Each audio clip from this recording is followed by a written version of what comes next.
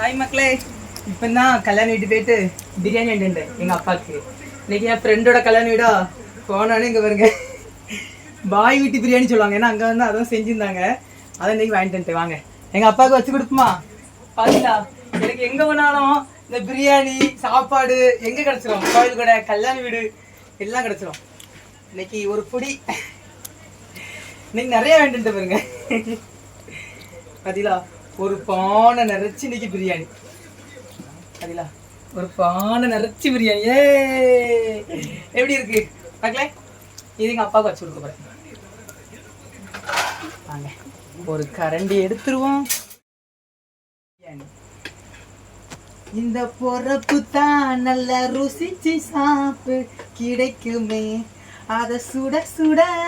ஆனா உள்ளி கூட்டுவோம் பாயசம் கேசி தான் வாங்கல, கொஞ்சம் கஷ்டமாயிட்டு. ஏன்னா இதுக்கே குத்துப்படி. வாங்க எப்போ இன்னைக்கு கல்யாண வீட்டு சாப்பாடு, அழகான சுட சுட பிரியாணி. இன்னைக்கு என் ஃப்ரெண்டோட கல்யாண வீடு தான் பார்த்துக்கோங்க. அவன் வந்து இன்ஸ்டா செலிபிரிட்டி, பிளாக் நியூஸ்ன்னு சொல்லுவாங்க. அதனால அவங்க கல்யாண வீட்டு போயிட்டு இருந்தேன்னா அங்கே இன்னைக்கு பிரியாணி போட்டாங்க. நானும் வாங்கிட்டு வந்துட்டேன் எங்கள் அப்பாவுக்கு. செம்ம டேஸ்ட். நானும் அங்கே இருக்க சாப்பிட்டு எப்பவும் சாப்பிடுவேன்.